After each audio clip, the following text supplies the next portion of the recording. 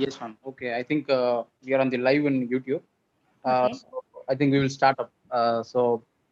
Very good evening to all present here. I think this monsoon internship, which is taken by Institute of Engineers Tiruvallur Local Center and Ursagosolutions is going very well. I think today is the day 9. So almost I think we started November 1 and we are going with the journey of November 9. So definitely I think 8 days, 8 different sessions has been seen from our intern. So to be say about our intern to the speaker, all our final year students from 5 different colleges: Satyabama Institute of Technology, Sriram Engineering College, Agni College of Engineering, and then Dhanlaxmi College of Engineering, and St. Joseph. So Okay. yeah. So all the interns, I think you would have seen about different topics on each and every day. Maybe yesterday, I think we could not able to bring you in YouTube, Zoom, but we have shown you a wonderful speaker. I think yesterday at our YouTube channel, who's none other than Padmasri GD Yadav. Definitely, I think he's one of the very pioneer in the chemical engineering field, and you all seen his lecture. That's very prominent one.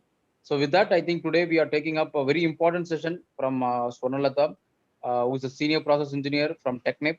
So we all know about the Technip as like something like a very mind-boggling company for all the young engineers, because the design, before all we see in Tamil Nadu, one is Technip, Saipem, Dow, or Petrofac, or Forst and Wheeler. So these are the very prominent we try to see. So from there, I think Sonalata has joined for our today's session, especially on the operator training simulator. So these things, I think many of the students, like your final year, definitely, I think during this COVID, I think you're going to step into the next level of final semester called project. So maybe you are not going to carry over your projects not in the laboratory or nothing, but sitting in the home, what you can do, definitely you can do a lots of project on the like a simulators or simulations or CFT or design. Definitely, this session is going to give up some eye opening for you all. Sitting in the home, you can do wonderful project, and this can even pave way for your placement in any of the reputed company. So with this short note, may I introduce welcome our Dr. Subhashri, who's the head for this intern, to introduce our speaker before the speaker starts. Subhashri ma'am, it's over to you. Thank you, sir. Happy evening to one and all present in this session. I'm glad to introduce Mrs. Y. Swarnalata, a process engineer with 13 plus years of experience in basic engineering and automation. She's completed her undergraduate degree BTech in chemical engineering from Dr. MGR Engineering College, Chennai, and she has been elected the students' women chairman at her final year. She has won a Best Outgoing Student Award. She has done her post-graduation MTech Plant Design from National Institute of Technology, and she has represented her college in many paper presentations and seminars in various colleges across India. As starting point in her career, she got employed as a trainee engineer with National Organic Chemical Industries Limited. Later was promoted as technical officer, where she worked for 2 years in antioxidants plant. She has been involved in designing and commissioning of distillation and liquid extraction system, gained significant exposure to pre-commissioning and commissioning of the project, conducting plant study and undertaking plant modification activities for improving overall efficiency. She later joined Technip India Limited as a process engineer, and she has gained significant knowledge in detail and basic engineering design for oil and gas industries, petrochemical plant. She has a special competence in ethylene technology, adroit in process automation for control coding of petrochemical plant using DCS system, and OTS development for refinery. Coming to some of her achievements, she is currently associated with Technip FMC as Senior Process Engineer. Her MTech thesis, Mixing Time Estimation Analysis in a Jet Mixer, was published in Asian Research Publishing Network, Journal of Engineering and Applied Science. She is a certified relief designer certified by Dow Chemical USA. She has exposure on simulation software like Aspen, HYSYS, HTRA, Flarnet. She is proficient in developing process control strategy for state-based systems, adroit in steering in activities pertaining to process designing and systems engineering. And some of her awards are: she has received 1 Carat Award for Best Performance in RTIP project. She was recognized for outstanding performance for RTIP and PNID conversion project. She has a lecture on role of simulation in biotechnology in AICTE staff development program conducted by JPR Engineering College. Ma'am, we are happy to have you here, and we request you to give a session on process modeling and simulation in OTS. Thank you, and over to you, ma'am. Um, there is something common between all of us who have entered this webinar room. Do you know what? We all respect time. That's why we are able to start the session on time. So, congratulations to all of you. Now, you might ask me, ma'am, what is so great about respecting time? You know what? Respecting time always has a byproduct. What is it? You will have success into your life. You know what? I'll explain. See, you all have come here. This is a COVID time. No colleges, no mandatory lectures. It is 6:30. You could have done any other activity, whatever you want, right? And here you don't have your lecturers sitting here to see your compulsory attendance. Neither I'm going to play here a movie or something entertaining. I'm not going to do any sports with you. But still, why did you log in here? My question is why. The simple answer is, guys, you are important. You want to take some important steps in your life. First, there might be two things. One, you want this internship certificate so that you can show it when you apply for a job, saying that I was not simply sitting and learning something, right? Or second thing, you might have a thought. They are inviting people from different industries. So she or he might give us some important input.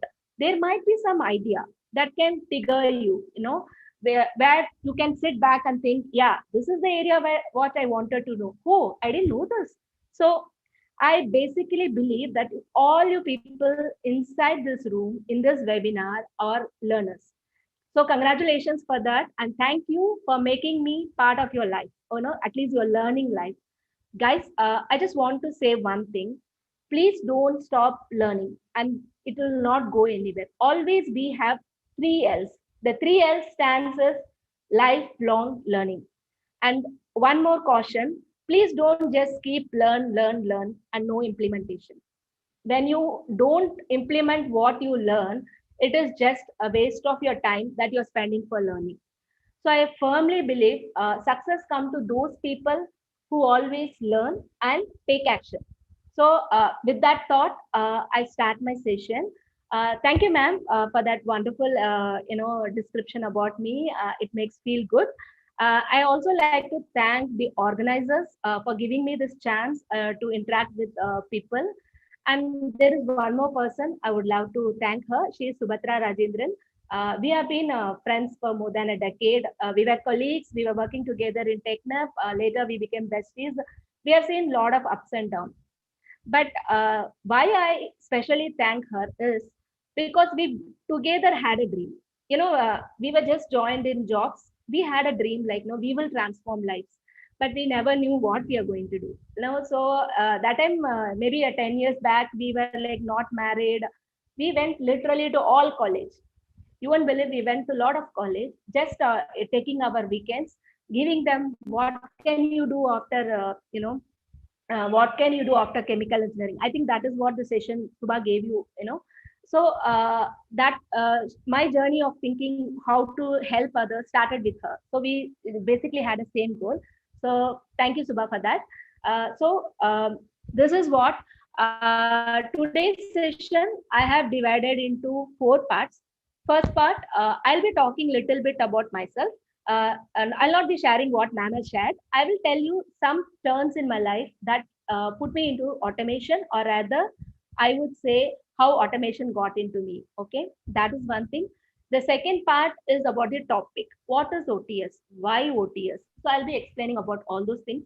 And the third thing, you people might ask, okay, ma'am, I understood who you are and what you have been doing and what is automation also. But what I'm going to do with.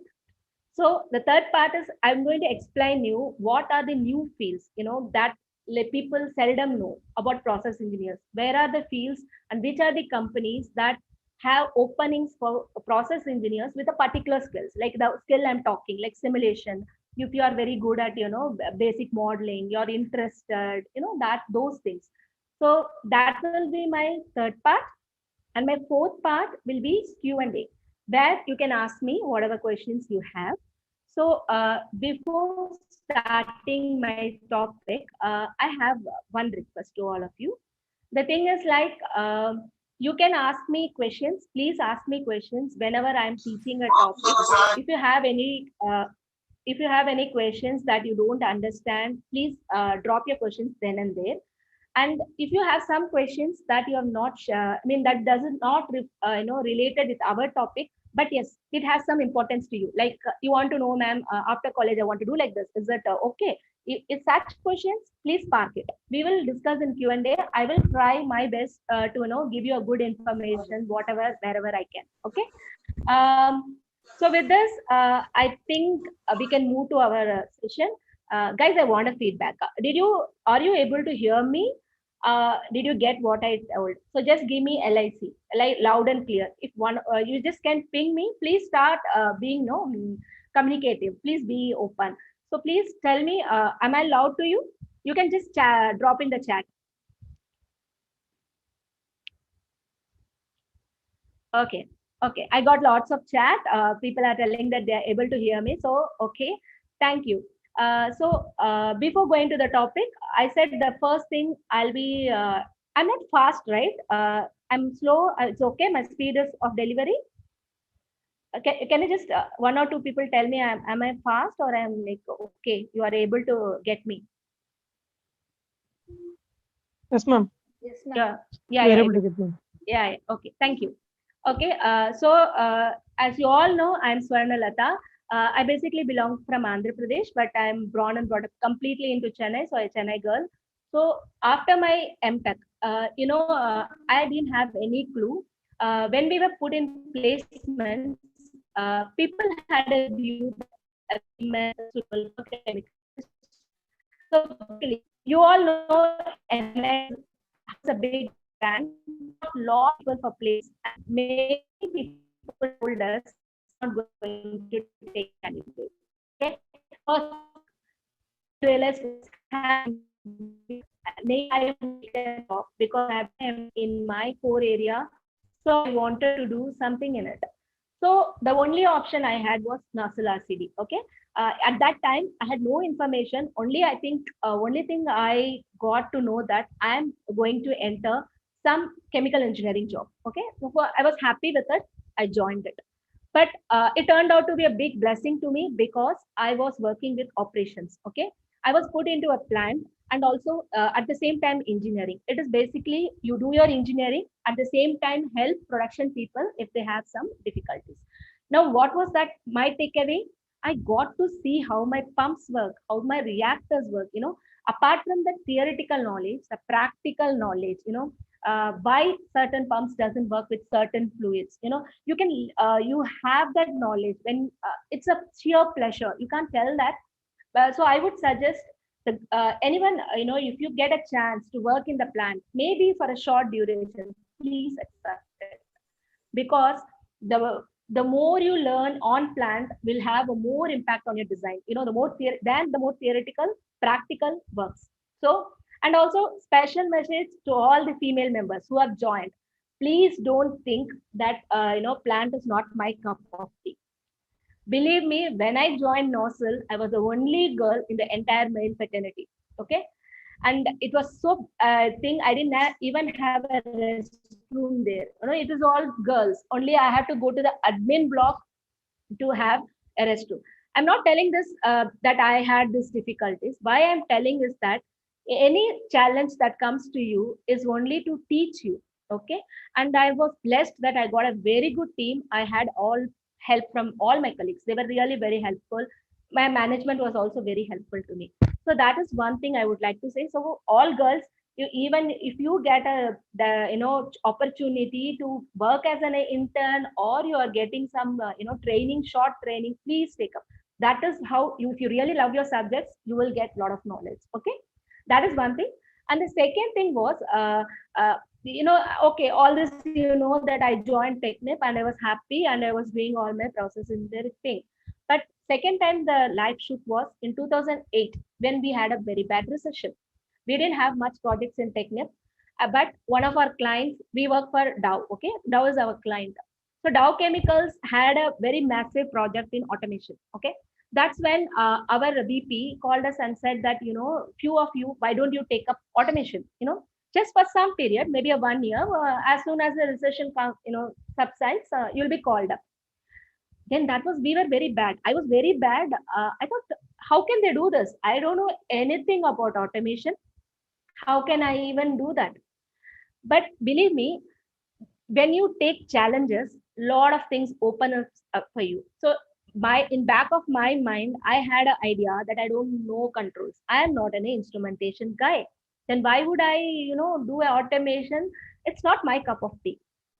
But later, when I started doing lot of projects with them, believe me, I really started loving. The automation field is not for the only process, control engineers or electrical engineers.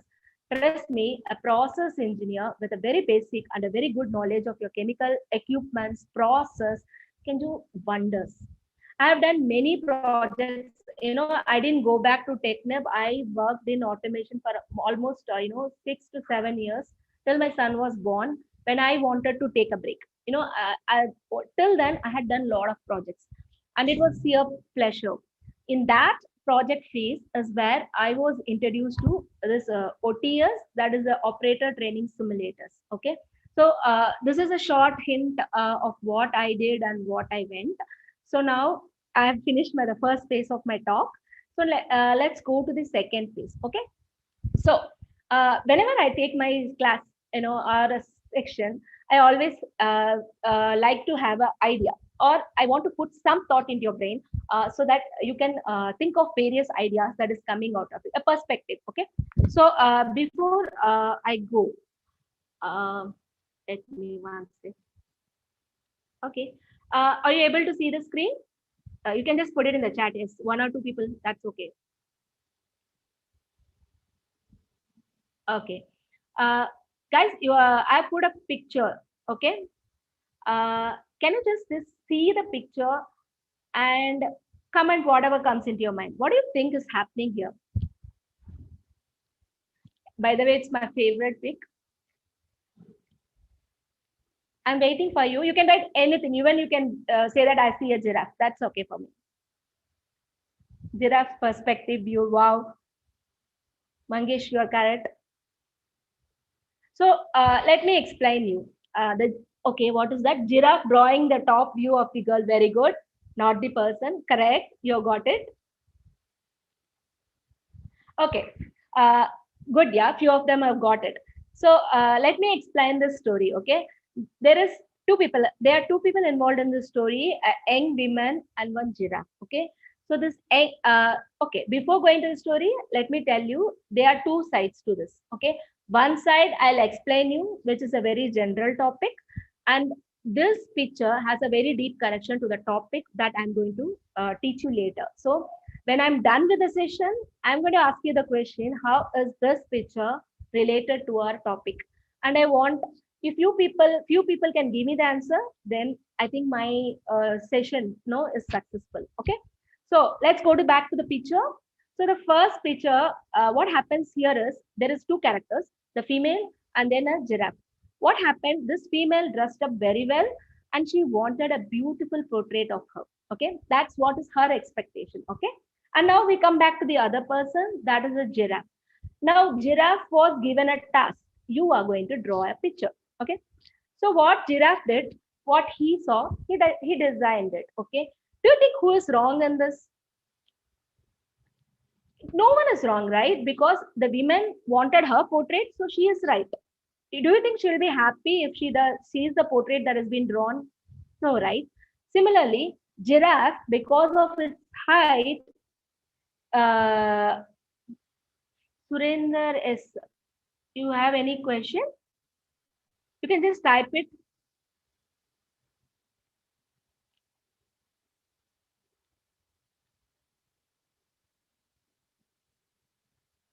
No, ma'am. Okay, you did it by mistake. Okay, no problem. So now the giraffe, because it's very tall, it has a huge neck. Okay, so it's seeing from the top, and all it can see is just the hat. Okay, so in this case, no, neither of them are wrong. Both have their own perspectives. So when you talk to someone or when you convey your instruction, either in personal or in work base, it is always what you think, but you should always think that what I tell is what is should be what the other person gets. Like for example, you might like an apple, you might say, wow, a beautiful red apple, but the opposite person might not have liked the apple. He might like orange, he might say, okay, it's apple, what's so good about it? Both are right in your own perspectives. Okay, but what differs is you have failed to communicate what you think about it. So oh, I'm sorry, just 1 minute. Sorry, sorry about it. So what happened is uh, either the women did not convey what she wanted from the painter. Second, the giraffe did not ask what was my task. You got it? Giraffe did not ask like what should I be painting. So there is a gap, communication gap between both the giraffe and the lady. Okay, so this is my general perspective. We will revisit this slide when I have completed with my session. Then I'll ask you guys, how is OTS related to this? Okay, so we are not laying this picture yet. Hope I cleared this. So whenever you talk, always have compassion for the other person, because that person might not have the same experience that you had, or might not have experienced the same curiosity that you have. So have some patience. Okay, now now we are entering into our session. So the my story, like we decided that we are going to take about operator simulators. Okay, so there are two persons, operators and simulators. Okay, before so our story, two heroes, operator are there and one simulator is also there. So what is operator simulators, how do they work?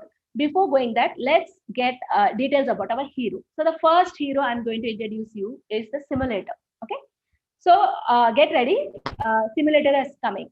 So now to explain my simulator, what I want is, guys, when you all are almost final year, so you can get above 18, so you can get your driving license.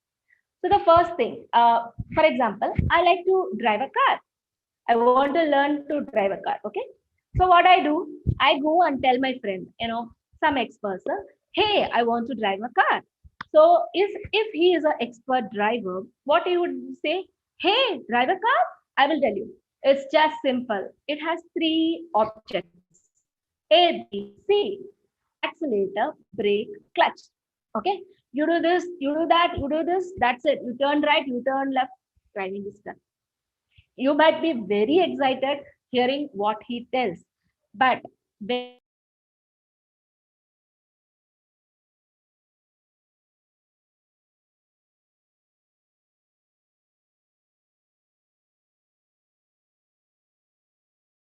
he tells. Ma'am, you may drive some. Oh, Um, Ma'am, I think you are muted. Swarna, ma'am. You are Okay. muted yourself. Sorry. Uh, you till how long you heard me? Can anyone tell me? Did, do you want me to 10 start seconds from? only, ma'am. ABC, ma'am. Clutch, brake, Okay. accelerator. Thank you. Okay. So, so your friend is, very excited that his friend is want to, learn driving. So what he tells you about ABC, accelerator, brake, clutch. That's it. You have to do this. You have to, whenever you want to stop, just apply small brake, completely push the accelerator. That's it. You're done. You go home, you're very excited, but you remember only few things that your friend has told, because when you hear few things, only few things gets recorded, or you are very selective. Either you are very excited in emotion that you don't understand. So that is one. Then the next day you go him and tell, hey, I understood, but I have a lot of doubts and I forgot few things. Then your friend says, okay, da, what we will do, let's take a car. I will teach you how to drive. You see me driving, you will get it. Then you both start your car and you see your friend doing a lot of things. No, he just puts a brake, accelerate. You are just very excited. You see him. You remember. Few steps you remember. But if I say, now your friend has showed you this, can you drive the car? You can't, right? You may not remember everything. But yes, some part what your friend did, you have caught it. So when you see things, you just remember few, not all. So what do I do, ma'am? Can I take a car and then jump on it and then drive it? No, no, that's completely no. You won't do that, right? Any sensible person will not do that. So what do? So when I give you a simulators, for example, a toy car, or you all have the gamings, right? Where you are put into a toy car where you have the handle, pedal, gears, everything. All you have to do is you're virtually training, virtually giving the car whatever instruction you want to turn right, left, you speed, everything. Do you think you will remember something? Yes, right. At least you might not give a real time experience of driving a car, but at least 80% or 70% you have your basics done. At least when you apply a brake, what will happen, when you want your accelerator, how it goes. So that is where simulators were invented. I understand. Okay, that is a concept where simulators were invented. Little bit of back history. In 1960s, simulators were invented. First stage of simulators were, they were invented only for aircrafts. Why? We all know, you can't just say that, I want to become a pilot, let me give me a flight, I want to fly. You can't do that, right? So that is when simulators were given, so that a person who trains to be a pilot can have a real time experience. They used to create an atmosphere where he used to have all those turbulence. He can learn how to take off or landing. So that is when a person gets certain percentage in his simulator test. That is when he is really put into an aircraft with a trained pilot aside him. Similarly, like our car driving schools, they give a trained driver at one side, but he has the major controls with him. Okay, so that you, even if you do some mistake, nothing bad happens on the road. Okay, so that's how simulator. So I think I've explained you one hero. Okay, now you explained me one hero, but there is the other hero. So now other hero is operator. So before I talk about operators, let me tell you who the operators are. We all are chemical engineers, we know who operators, but still I want to just give us, because he's a hero, right? I have to explain something about it. See, like we engineers, few of us choose to go into a design background. There are few engineers, some diploma holders who want to run the plant. Okay, they are basically a hero behind the plant. We design, we commission, and we say okay, bye bye, and we go for another design. But these people run the plant day and night. They go in shifts to make the product that you have said A plus B gives me C. So who is the person who makes all the reactors running so that you get the product C? That is your operator. Okay, now, okay, I got operator. Why the operator has to be trained? Why? He's a chemical engineer, he's a diploma holder. Why should I be training them, ma'am? They know, right? I will just give them an operating basis, a standard operating procedures, let them read. To get that why, I have another slide for you people.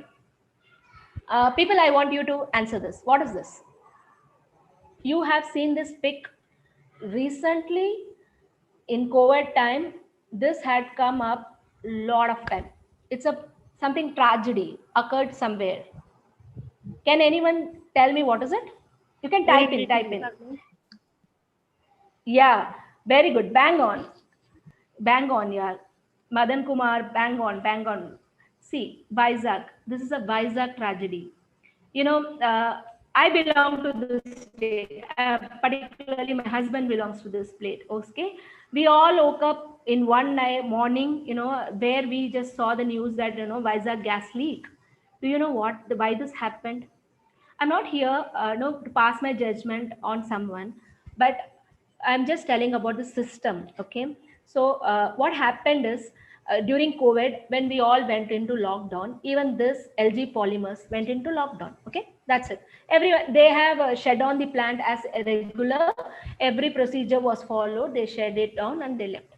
But what happened is they had a little amount of styrene liquid stored in the storage tank. That's fine. Okay, that was, but the tank, where the cooling tank had a cooling circuit. Cooling water was going into that, so that's okay. Then they've left. And then when our lockdown started to open up, the plan decided that the management decided, like, okay, let's start the plant. So what they did is they started calling all the operators and they gave them standard procedures. Okay, please, start open. So opening a plant, you cannot just go and open. It's not like opening a showroom, right?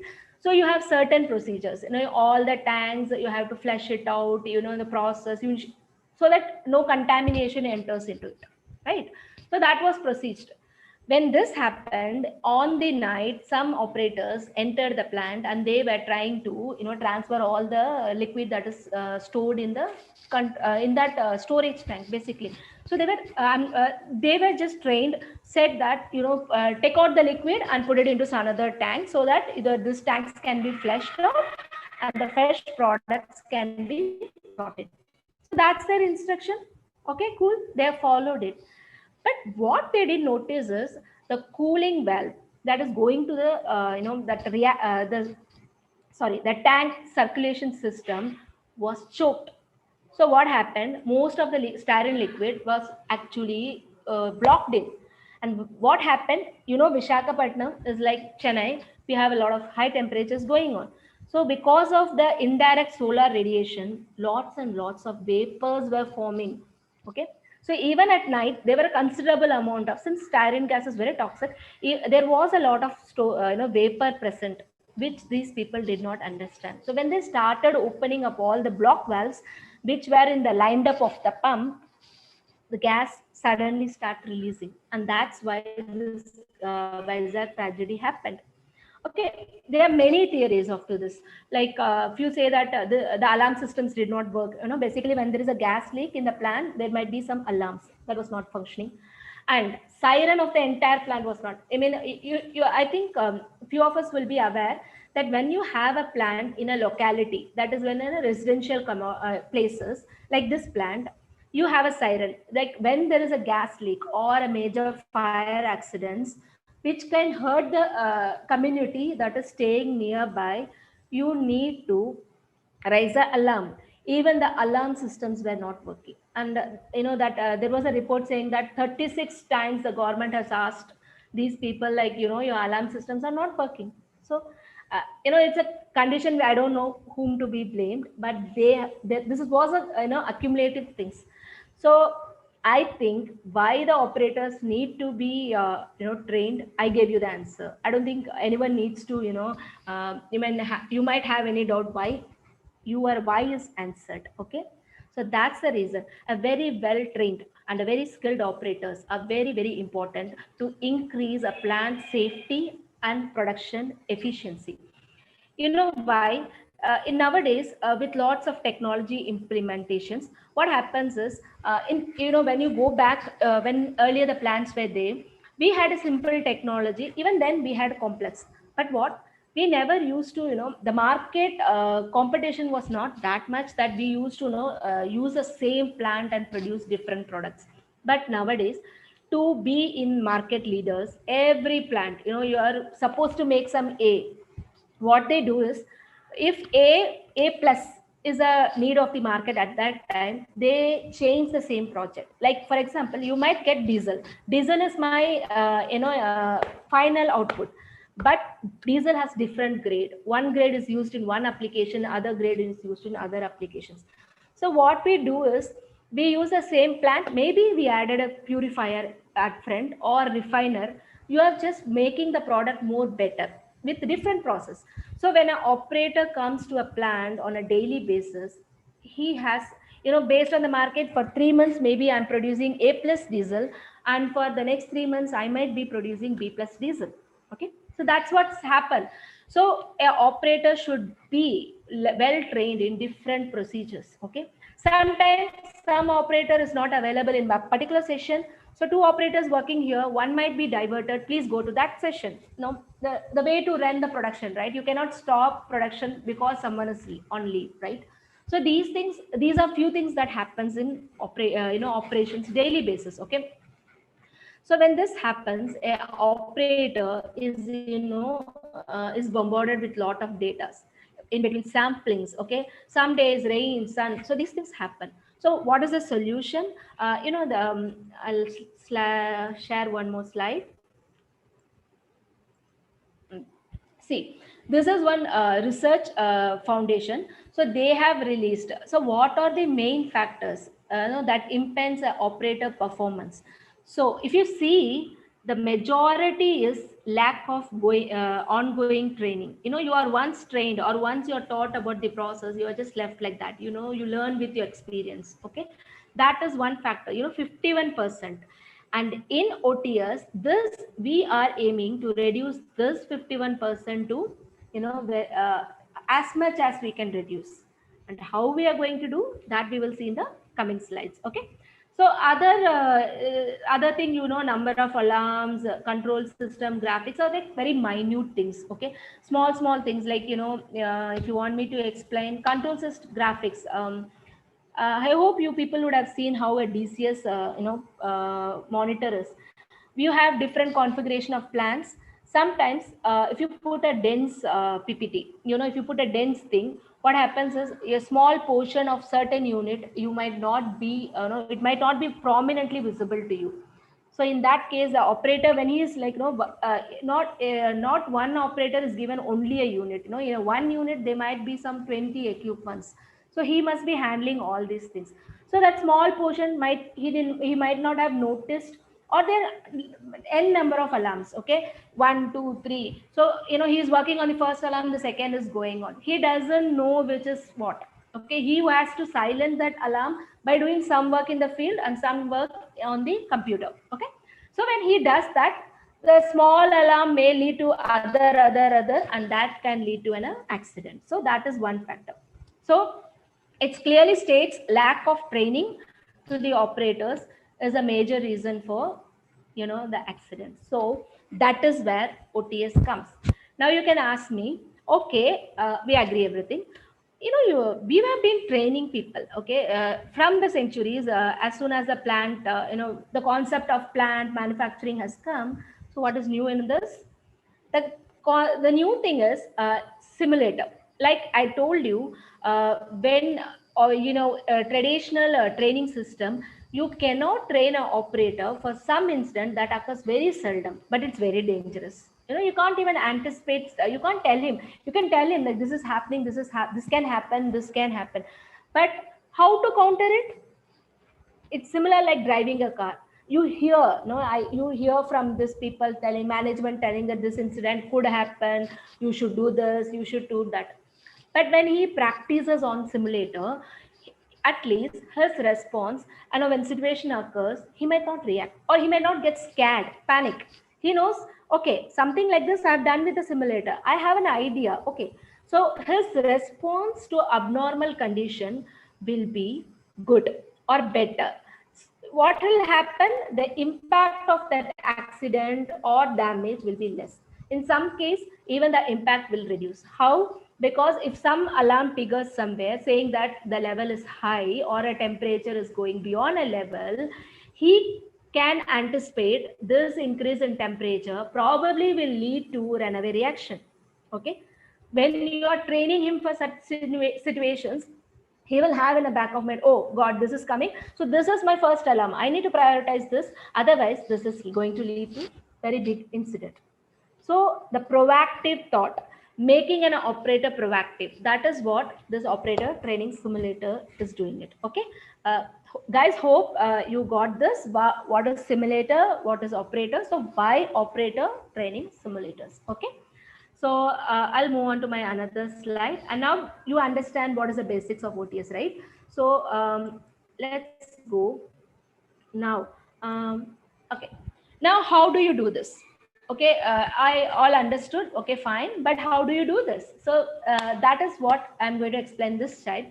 See, For a plant, I said car, you understood that example, right? Similarly, for a plant and converting it to a dynamic simulation, what all are necessary? So the first thing necessary is whatever model you design, it has to be the exact replicate of what is in your plant. What do I mean? Like, of course, we'll take care like number of equipments here and here, same. That's it. I'm not talking about those things. That we anyway, we have that much sense. We are engineers. We will do that.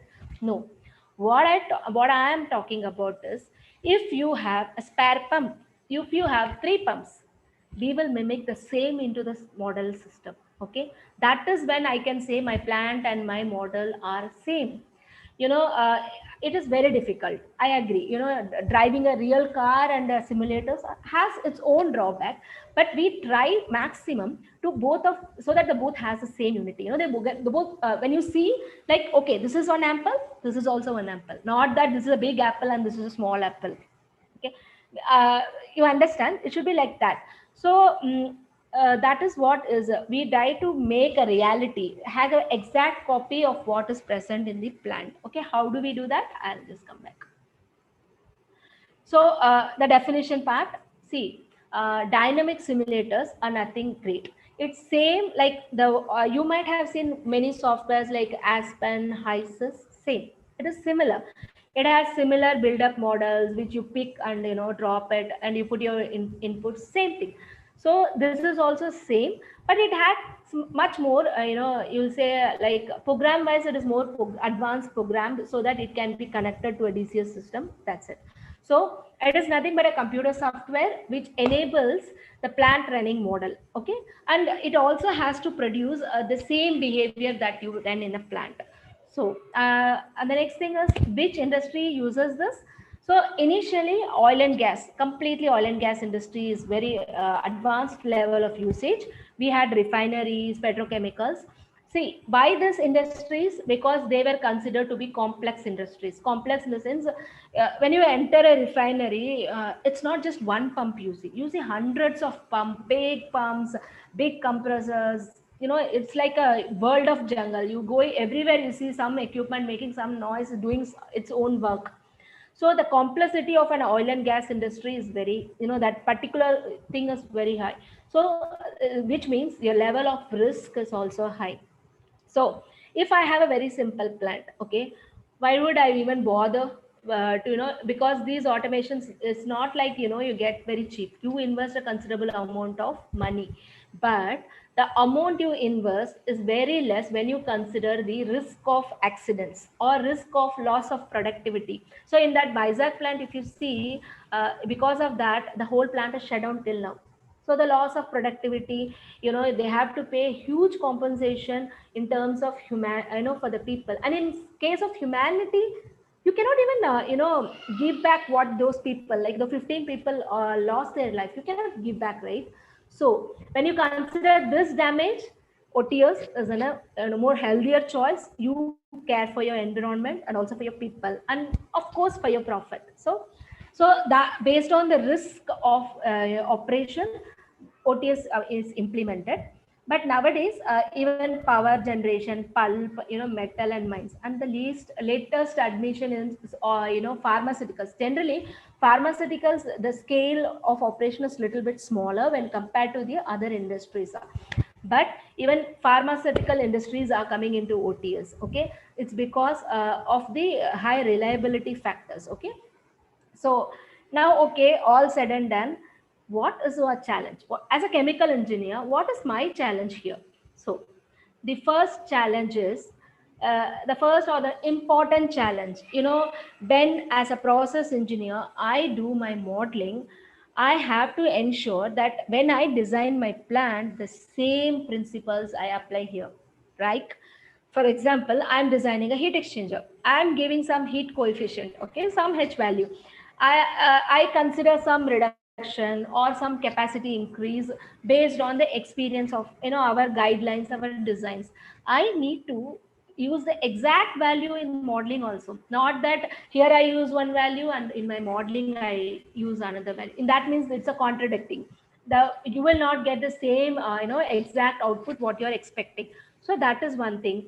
The other thing, like a distillation column with 67 trays, here I can't have a distillation column with 70 trays. The same logic. What is the principle or heat and material balance that I've used in my plant design has to exactly translate into the modeling. That is where our role as a chemical engineer comes. Our role as understanding of process, and our equipments, that comes there. So that is the constraint, and that is, believe me, a very tough job. You can't get 100% accuracy, that's fine, but you can't even go off board very bad. Okay, so that is one of the challenge that happens in this. Okay. So for those people, this is just what and all I told you. I'm just going to summarize for you. Okay. So generally what happens, we have a plant. Okay. And then this plant, you all know how a control system operates. It's a DCS, distribution control systems. How they work. Basically any one parameter from the plant will be measured, and that parameter, maybe you can take it as temperature. I'm just giving a very basic example. So if it is a 70 degrees, what I do is this 70 degrees is sent as a message to a control system. Here sits one controller. Okay, in that controller I have given idea that, boss, my reactor has to work at 100 degrees. So what happens when it measures 70 degrees, it gives a feedback saying that, no, increase the temperature, or increase the flow rate of the steam. If the temperature is more, please reduce the steam flow rate. What is the process upset? So it gives back the signal, and then my plant tries to, based on what inputs, maybe a steam controller is opened. So then again the temperature will be measured, and this process will go on in a circular manner. Okay. So once this is done, what is this? Here is the operator console. Here is where your operator sits. What he does is he keeps seeing what is my all parameters set. He knows his process. He knows at in what stage each equipment is, and is it doing what it has to do. Is its parameter, I'm going to produce diesel. Is my temperature profile, is my pressure profile the same way as it is? That is what he's going to see. Okay. So if something is not happening, even my control system is trying to bring back the temperature, but it's not happening, my temperature is rising, then what this operator does is he might go to the plant and do it manually, put the system on manual, change it. Or he might have some other process by which he can bring back the temperature. So he'll be doing that. So a person, it's not, we don't leave the plant automated. Let's just, we have automated, we can't leave a plant alone. Something, these all are machineries. Something or the other can go wrong. So we always have an operator who is like a gatekeeper. Okay. He's like a gatekeeper who will be watching whether the process is going as it is. Okay. Hope you all are understanding what I'm telling.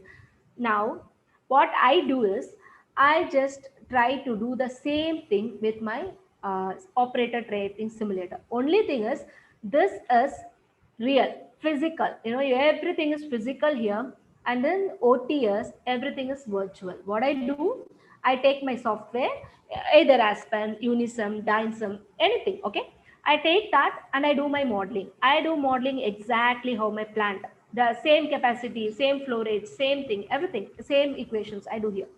And here, the instructor table, I have a DCS here. Even here, I have a virtual PID controller systems. Okay, where it gives all the logics, what you can do, what similar to this, similar, like we are mimicking the plant. This is also being emulated. And here is the operator console. So here is where your operator can be trained for a rare scenarios. Okay, where we give him lot of scenarios. We give him what this happens, what that happens, or he can learn the process. He feels, okay, this temperature has come, so my product A plus B is getting converted to C, but C is in gaseous phase, so it is going to my condenser, it's going to get condensed. So what is my product? So this is for completely training the process. You can completely learn the process. You can also do few things, right? You can manipulate the control valves and see what happens. If I open 100%, what happens? Can you believe you can do this in a plant? We can't do it, right? We cannot afford it. It's very sensible. We cannot do. It's very dangerous to environment and also the people involved. So you can't do that. But in a computer simulator, you can sit in front of a computer and you can do whatever you want. Learn the process. Okay, learn ifs and whats. So that is OTS for you. Okay. Hope you people are following me, right? You can just give me a small chat like you're understanding. Okay. Mm, yeah. Okay. I got few simulations. So, what is the basic requirements? Okay, for this process. So the first thing is, uh, for any process, what we do is first we simulate. We want to simulate how the plant has to start up. Normal cases, okay, and we'll know how it is shut down.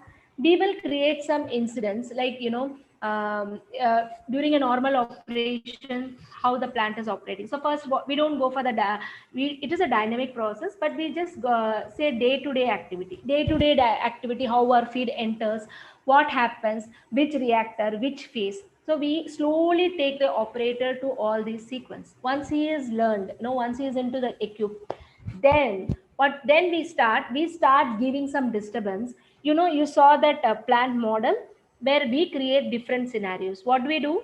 I just go and say, I'm just by something my control valve it is there is some disturbance, it's full open, which means entire amount of steam is coming into the process. Now what you'll do, you know these are few things. Then the operator might think, okay, if my temperature is going high, how do I open my cooling water to it, or what should I transfer the content?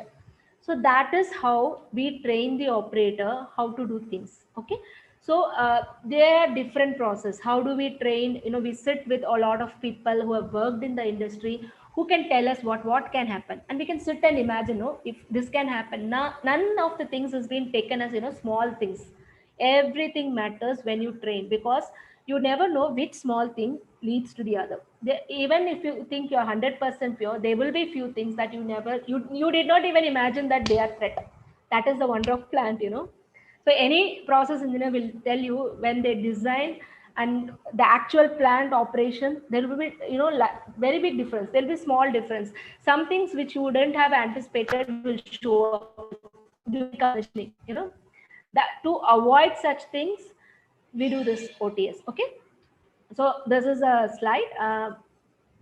Okay, and like I said, we introduce some external disturbance so that we see how it goes. Okay. Okay. What are the challenges? I think there are major two challenges for an OTS. The first thing is accuracy. Now, it's very difficult, to actually manipulate what is in the plant to the exact terms. So, to define accuracy, we have two terms. We generally classify equipments as critical equipments and non-critical equipments. You all know, in the chemical industry, reactors, distillation columns, compressors, they are like a huge equipments. If you upset a compressor, then you are upsetting the entire plant. Okay. So we generally have lots and lots of feedback that our compressor doesn't trip, because starting up a compressor is a huge process. And reactor distillation, so these are very critical equipment. So what we do is, we generally try to achieve our error percentage less than 2% for reactors, distillation, critical equipments. And for some non-critical, I don't mean that we can make mistakes, but some non-criticals, like auxiliary pumps, some utility sessions where that we can go up to 10%. So that is what accuracy term. And the robustness, this robustness, accuracy are almost linked together. This depends on both the modeling person and also the model in the sense the software which you choose. Okay, there are plenty of softwares in the market, but the one that is totally similar to the operation that you are experiencing, how do I say, okay, you might have seen Aspen. When you open Aspen, for distillation column, you have some 6 to 7 blocks models, basically. Now all are distillation column, but there is a lot of variation. You can't use one distillation model for every process, right? So that is which one is what in my plant. Okay, so that is the basics. Like some might have inbuilt reboiler, coil reboilers. Then you can't choose a thermosulfan reboiler model and just put it into the action. That can't happen. That is one way. The other way is, when we buy product, like when you buy a particular software, they also have, for that particular, like ethylene projects, there is a cold box. Okay, that's a considered to be heart of ethylene. So that cold box is such a specialized field. Okay, I cannot dare to mimic that. There needs to be specialized models available in my software so that I can use it. I cannot simply put a shell and tube heat exchanger and start mimicking my cold box. It will not work like that. So when you select your vendor or the package, it's very important that you you agree about this accuracy and robustness. So that is called as something like FED. So that and all is a very complex thing that, basically a client, engineering EPC people and your software provider will be agreeing upon that these equipments, we will give this percent of accuracy and this. So to actually finalize a software that is for your process and modeling, choosing a perfect model, that is like you have to make a perfect marriage. So that is a big challenge in this simulation. Okay, I'll quickly go through this. Don't think that OTS is only for operator trainings. Actually, when you buy a OTS, it starts its journey with you from the start of project. What I mean to say is, when you start a project, you all know that engineering phase, there are 4 phases. Like you do a feasibility, you do a feed, you do a basic engineering, then detail. What is this? In all these 4 stages, we will try first stage whether this product is feasible in this particular location. Is there any demand? We do that. We can do that study using this software. Second, feed, where we have very minimal. I know this many kgs of product is coming. This many kg has to go out. So we have only few data. Based on that, we do a design that you can start doing it.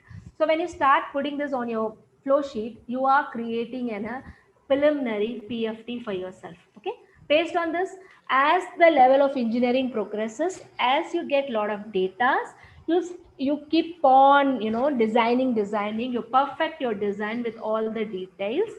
So this software is not just the end user. You started with your beginning. It starts with you. So it plays a very important role in process designing. And then next, release. Any plant, yes, I am designing it with considerable margin to make it safe, but it won't be inherently safe, right? So we provide a lot of safety. Like we give a lot of relief valves, we give a lot of other things to protect the plant. It's the second layer, like an onion. Okay, so for this also you can use this. It has all the features where you can literally design your PSVs for specific scenarios, like what if fire is happening, what if my cooling water is going wrong. You can do that. Okay, and the third is process control strategy. Now, like we do it unit wise. So now I have this unit. I know, like I have to control my. This is a distillation column. My top pressure is very important. For top pressure, I have my reboiler temperatures.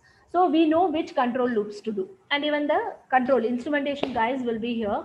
They will also be telling you what to be doing. So you can use this to see if it really works, how fast it works. If when I say feedback is better than feed forward for a particular scenario, you can simulate and see like whether is it really working that way. So, and also you can sit with your control people, and then you can discuss about different things whether it is really working or not. So that phase can be done. And this is a very good thing, that is a plant control checkout. I'll explain a bit about this. What is this? Once you have done your model, you're ready, you feel that you have mimicked your plan, then even a control engineer is there. He has done his coding. He is confident that what he has designed for the plant to work in DCS is also ready. So now what we do, there is something called as testing it out. So we connect our model with his emulator. I think you can remember the previous slides where I showed one computer software, another computer, virtual control systems, and they both connect. So here is what we do. We connect them, and then I run my plant. And then I see if my control systems are as I wanted, like if my temperature rises, is the control system giving a command for my steam control valve to be closed. So that checkouts. Generally, in previous, when OTSS was not available, these things were done during installations. When you do the commissioning, that is the time when we used to do this. So this saves a lot of time in startup. Okay. And one more thing is like you get, this is more into control people, like they have a frequencies, tuning frequency with which they tune a control valve. So that tuning, you may not get exact like the T8.2, you can't get that exact, but at least you will know that your bandwidth is between 35 to 40. So once you go into the plant when you're doing your commissioning, you can be sure that this is the span 35 to 40, somewhere in between. It's correct in my plant. Your plant, it will show up like 35 to 40, some between value. So that tuning, a control engineering guys get it. So that is another important. You have to match your coding, and if both the parties have to agree that yes, what I intend with my plant has been done with my automations. So, okay, that is one thing. And of course, after all this checkout, there is a phase where you go in for, the actual plant is built. In that meantime is what you plan for operator training simulators. So when you do this operator training simulator, this is where you sit with all experts, okay? The people who you have in this plant who have worked a lot, so you talk to them like what is, what has happened to this plant in the past 30 years, how was it, and management should also be ready to take, I can't say them that I'm going to train all your operators for 2 months or 3 months. That can happen, right? He has his own constraints. So that is where we discuss like how long training, what is the strength of the people. Like there might be some senior people who are already worked in the plant, so they might have some knowledge that this can't go beyond. I mean, these people are already used to an ethylene plant. So, this is the same ethylene plant. So you can put them. So we generally categorize the operators. Okay, experienced in the same plant, one category. Some people experienced, but not with the same product. Okay, the product to product is different. So we divide them. And someone freshers, we are going to just get freshers, diploma holders, engineers, or whoever wants to be in that. So that is how we are going to do. I think we are running late. So let me take you to few more. This is what. This is the slide I wanted to show. How we go about training. First, what? What if is some things that comes into our mind. What if this happens? What if? So that is first we record. So in what if, it can be like you have a standby pump, and I can say, what if your standby pump goes wrong? What will you do? Yeah, what will I do? That is one question. So we take all our what ifs and we try to answer them and give that as a question to the operators. Make them think on it. What happens? And something is called as happened. Happened is like we all have drive cars, but there is some peculiar situation that I experienced, but you might not have experienced. But I know that happens. Like I experienced suddenly my temperature dropped in particular unit, but I don't know why, but it happened. And you might say, no, I never experienced such thing. So such incidents we record it as happened. So even we think about how what has happened. And once this is done, we design all our scenarios, and we ask the operators to go through one scenario. And beauty is some parts are trainer instructed, and some parts it's like self tutorials. They can go ahead and work on themselves and find out what can be done. Okay, this is a use. Okay, you said it will start with engineering, it will go in engineering and commissioning. Is it that's it? No. There is something else. Optimization. Once my plant is up, it's running. Wow, very good.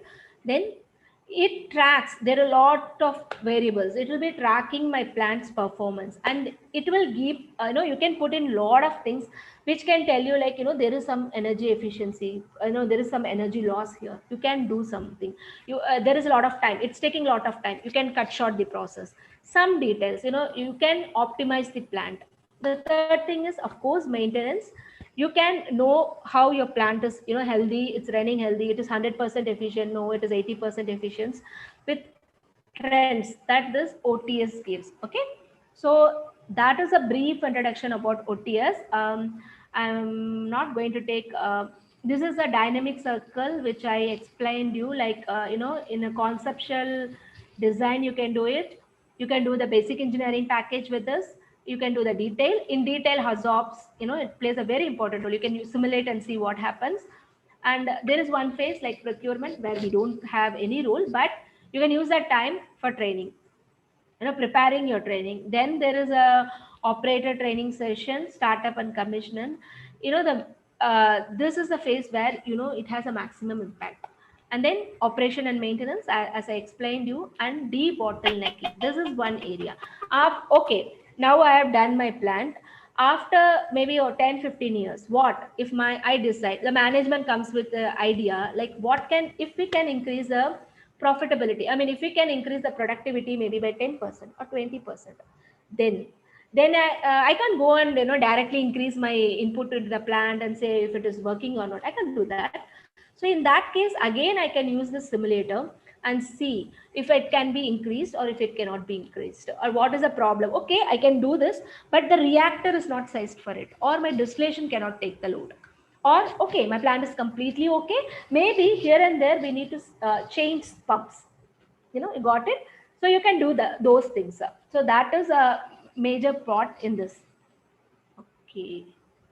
Okay, I'm not going to go through these slides because I've already explained what is the importance, better understanding of process fundamentals, the operator gets a hands-on experience. So his identification and diagnosis of faulty condition is better. So these are few of these benefits. What is the benefit for engineering? Like, you have a real-time design verification. You can do it with a dynamic, you whether your design is going to go, apart from all checking process, this is one more time that you can check it. Okay. And of course, as I said, the DCS pre-installation checkout, that is, you can check out all the codes written by them before this. Okay. Process control strategy evaluation, yes, whatever control we have done. Tuning, this is another factor I mentioned.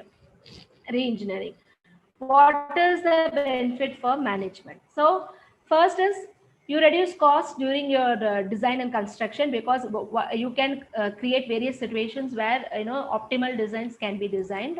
Second thing is your startup, generally when startup is time when it takes longer. So sometimes you might have planned for 3 months, but it might go to 4. But with this, since you're already pre-checking, since you're already doing your basic work before you start your commissioning, generally people are able to achieve the specified target. Like this 2 months and my plant is up, it is up. So that is a major use. So you save considerable money in this. So that is assured for OTS. Second thing is, like every company which employee has to give a training. So with this, your OSHA compliance is also done. Okay. And higher margin operating. How? Because a better equipped or better trained operator, less risk. So that is one benefit. Now I come back to my picture. Guys, can you just type in what is the relation of this picture with the topic I related? I talked to you. With this, we can finish a second session and we can go to the third part, like what are the career opportunities. Can any one of you just point out to me what is the correlation between this picture and the topic we discussed? You can type in anything, whatever you understood, that's okay.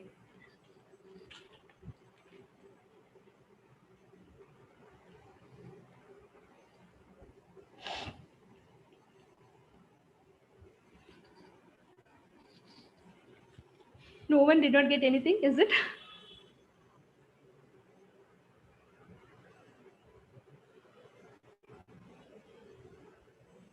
Okay. Surprising, no, the giraffe is the operator who is unaware of the process. Have to decide simulator designs, the plant and their perspective. Very good, very good. And Mangesh, you have got it. Gauri, you have also got it. Thank you, guys. I was a little bit worried when no one, commented. Correct. What I meant when I showed this picture, I said that there is a gap. Okay, there is a gap between the two perspectives. Like, what is my objective? Both the parties were not clear. So now that you can consider this as a management, they are clear that my particular project or my plant needs to be operated like this. Within the safe limits. Within this, I need my profitability. Okay, and this giraffe is the operator. Okay, he learns it. He learns this is my perspective. So the basic gap. Okay, the gap between the two perspectives are completed by OTS. So you can say that if OTS was in between these two, this portrait would have been different. Maybe a beautiful woman would have been here. Okay. So thank you, guys. So with this, we are completing our second phase. And now I am, as promised, third phase. Okay. Now, okay. So few of the market leaders in the OTS business, you have, yes, Arun, yes, Giraffe is the operator. Okay. So Aspen Plus, Aspen Hysis, they are the leading markets. Guys, when I say leading, don't take that they are only available. In the sense, a few sessions, they are very strong. Like Dynesim are very strong in upstream operations. Upstream, they have such a robust models that can, they are like anyone upstream, they go for Dynesim. Okay. So there is something called as Petrosim. Petrosim for ethylene, no, for particular sessions, it's very good. And even Pro 2 models are very, very, versatile for certain products. So, but the major, people who players, major players are these 5 people. Okay. You can take click of this picture. These are 5 other players who are going into this OTS business, who are doing their jobs. So if you are interested to go to the OTS jobs, or if you simulation is your area, please take a click of this. You can find job opportunities here. Okay. uh, if you would have done, I think Kongsberg is, leading operators in offshore. Okay. They have, I have few of my colleagues working here. It's a very good organization. They are a very good, they have such a nice training modules. It's one company that is very worth working there, Kongsberg. Okay. Uh, now, I want, what is the job opportunity I was talking about? See, the first thing is process automation engineers. I want to clarify that whenever we hear process automation engineer, the one thing that usually comes to our mind is it is for an instrumentation engineer, it is for a mechanical engineer, it is for an electrical engineer.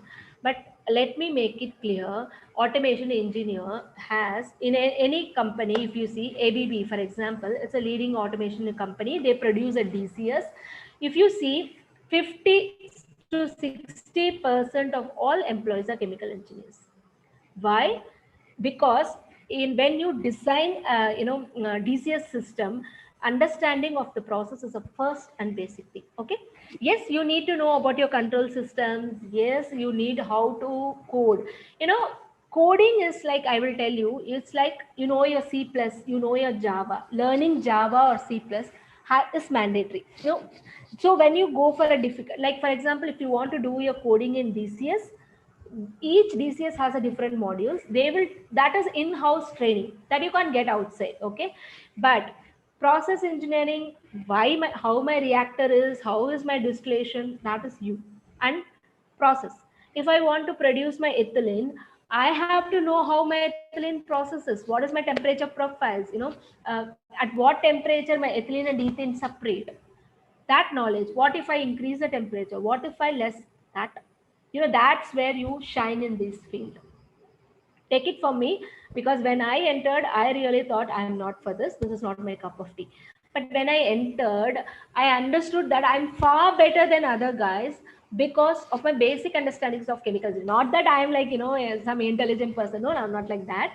What I mean to say is because of the basic understanding. So when I decide to code, or when I, make a controls, when I say controls, please don't think that I know control valve, eliminate. No, it's like control how I want my temperature to be, how my pressure should be there for, so that I achieve my product. Okay.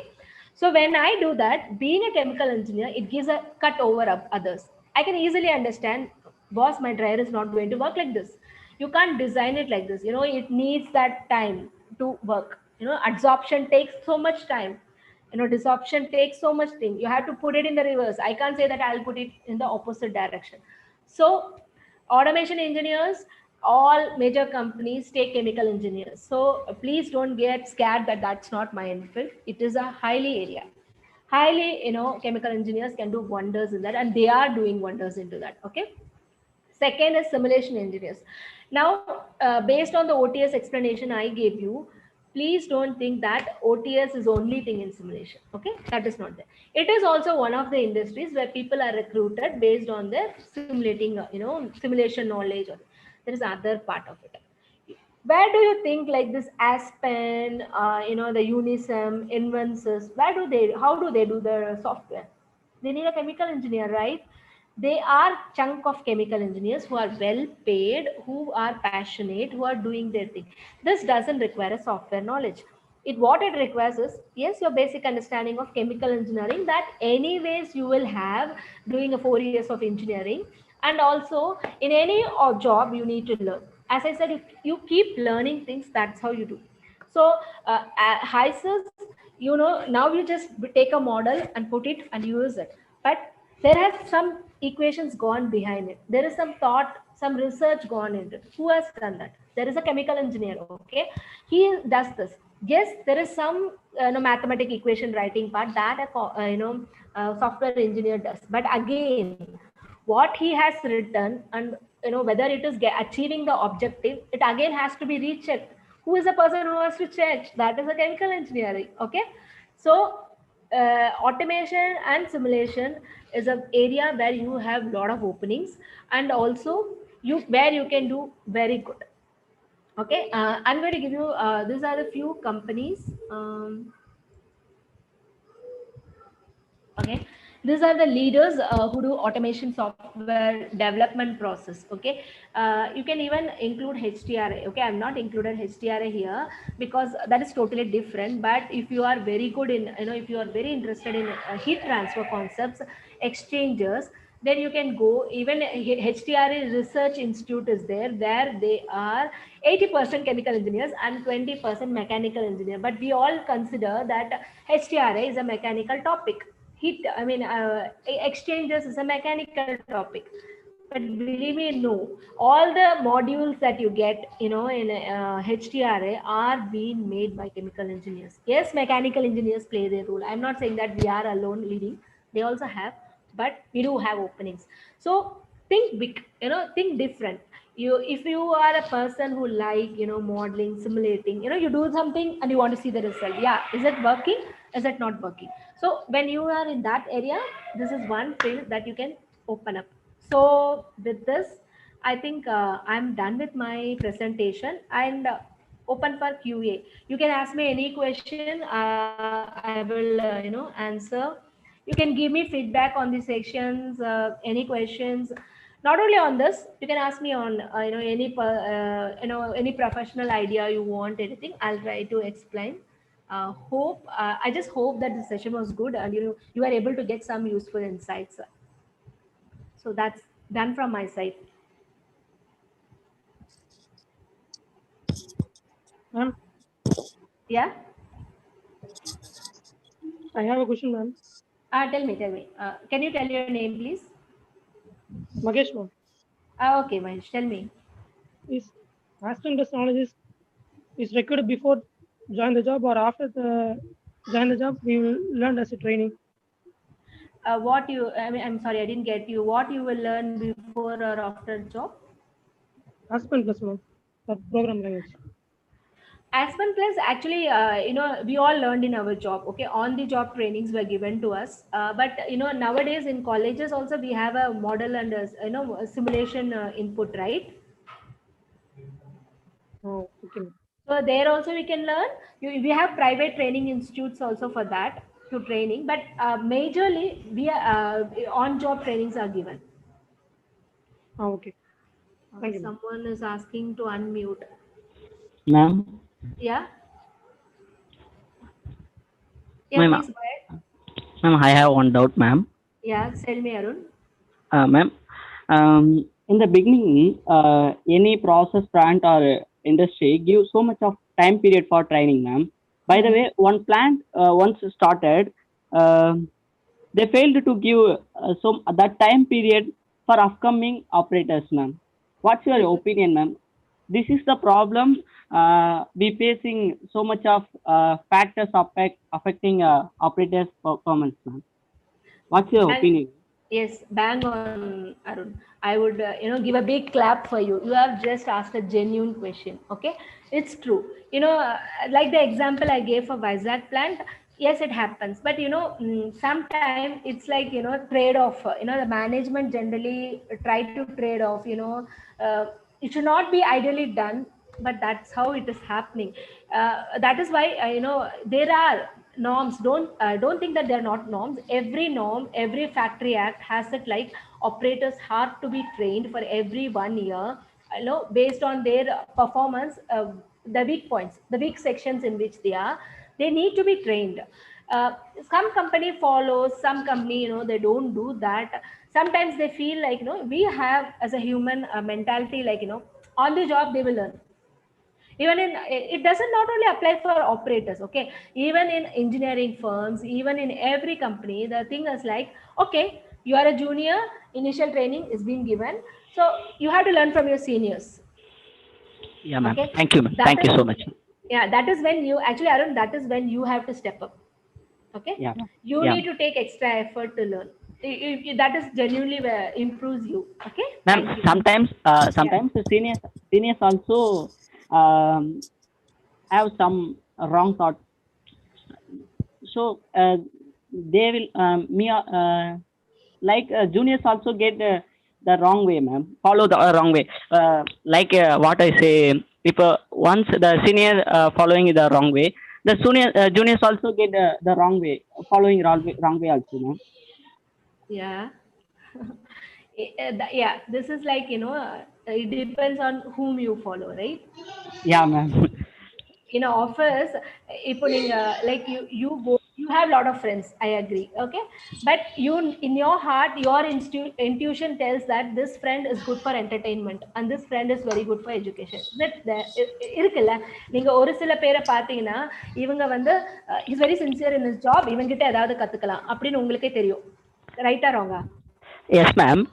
நீங்க சொல்றபடி பாத்தீங்கன்னா இப்போ அந்த company வந்து நமக்கு instruct பண்றாங்க, நீங்க இவங்கள ஃபாலோ பண்ணிக்கோங்க, இவங்க சொல்றத படி நடந்துக்குங்க அப்படின்னு சொல்லும்போது அவங்களே தப்பா ஃபாலோ பண்ண சொல்ல அதை நம்ம ஃபாலோ பண்ற மாதிரி ஆகிராதா மேம்? ஆகும். அதுதான் நான் சொல்றேன். எனி கம்பெனில வந்து உங்களுக்கு இவங்க லீடுன்னு சொல்லிடலாம். ஓகேயா? நீங்க இவங்கள தான் ஃபாலோ பண்ணணும். இவங்க குடுக்குற வொர்க் இன்ஸ்ட்ரக்ஷன்ஸ் தான் பண்ணணும்னு குடுக்கலாம். That's fine. ஆனா நோ கம்பெனி டெல்ஸ் தட் நீங்க கண்ண மூடிட்டு அவங்க என்ன தப்பு பண்ணாலும் நீங்களும் பண்ணுங்கன்னு சொல்ல மாட்டாங்க. ஓகேயா? And you also have people working with you. Point where you feel like ஐயோ இவங்க ரொம்பவே தப்பு பண்றாங்கன்னா you always have to raise yourself. அப்படி நீங்க உங்க வாய்ஸை ரைஸ் பண்ணலைன்னா you are letting yourself down. ஒருத்தங்க தப்பு பண்றாங்கன்றதுக்காக நம்மளும் பண்ணக்கூடாது. Okay, Yeah, definitely I will ask question, ma'am. Yeah, or you can very politely ask the senior. Maybe நீங்க அது தப்புன்னு நினைக்கலாம். The senior might, out of experience, maybe the senior knows how it works. It can be two ways. Okay, so நீங்க அவங்க கிட்டே மெதுவா ரொம்ப பொலைட்டா இது இப்படி பண்ணா எப்படி இருக்கலாம், மேபி நீங்க சொல்ற மாதிரி பண்ணலாம், ஆனா இப்படி கூட பண்ணா வருமா சார் அப்படின்னு சொல்லி கேட்டு பாத்தீங்கன்னு வச்சுக்கோங்களேன். அப்ப அவங்களோட ஆன்சர்ல வந்து உங்களுக்கு உங்களோட ஆன்சர் கிடைச்சிடும். அவங்க தப்பா சொல்றாங்களா ரைட்டா சொல்றாங்களான்னு. Okay, thank you, thank you so much, ma'am. Yeah, no problem. Gayatri has a question like, ma'am, what are the skills we need to have for getting into process simulation job? Is Aspen only enough? Gayatri, to answer your question, no, I will not say that Aspen alone. What is basics? அதாவது whatever what is needed to design, your basic any software you learn, it has updations. If you see, you have a mobile, one moment you are using one app and another moment you have another app. So you should be a ready learner. உங்க பேசிக் ஸ்ட்ராங்கா இருந்ததுன்னா நீங்க எப்படி ஒரு model பண்ணணும், அதோட mathematic equations என்ன. I don't say that you have to go in deep into that all thus theorems. There are many methods. You don't go into details, but basic operations, basic chemical engineering, பேசிக்கா என்ன heat ட்ரான்ஸ்ஃபர்னா என்ன, mass ட்ரான்ஸ்ஃபர்னா என்ன, பேசிக்கா என்னோட டிஸ்லேஷன் காலம்னா அது எப்படி work பண்ணும், அந்த பேசிக்ஸ் தெரிஞ்சதுன்னா any software it's easy for you. It's only thing is, இப்போ நீங்க சி பிளஸ்ல பண்றது நீங்க ஜாவால பண்ணலாம், அவ்வளவுதான். பட் உங்களோட பேசிக் அந்த பில்டிங்ன்றது சேம், சைக்கிள் சேம் தான். ஐ மீன் லேர்னிங் இஸ் சேம். நீங்க அது எலக்ட்ரிக் பைக் யூஸ் பண்ணாலும் சரி, நார்மல் நம்ம சைக்கிள் யூஸ் பண்ணாலும் the method of cycling is same. Hope I answered you, Gayatri. Mangesh is like, what are the requirements needed to become a safety engineer after degree? Yeah, safety engineering, if you want to do, there are various courses available. If you Pondicherry University, there are many universities which is offering diploma in safety engineers. Okay, if you can go online and check, there are many free courses also available. Udemy also has a lot of courses, very cheap rates, but you can get a good certifications. You can do that and join other safety industries. When you join some big companies like Technip and all, they are different divisions for safety. So you can ask them for that, I would like to go into safety, but you have to do a little bit of research, you're there. But all companies are certified with what? I didn't get your question. Madan Kumar, I didn't get your question. Gayatri, again, is any additional course required for getting job or strong basics? Basically, it all depends, like in which college you have done. Some companies look for very established colleges. So in Anna University or NITs, so there the student they don't require these courses. But if you feel like your ranks are a bit low, or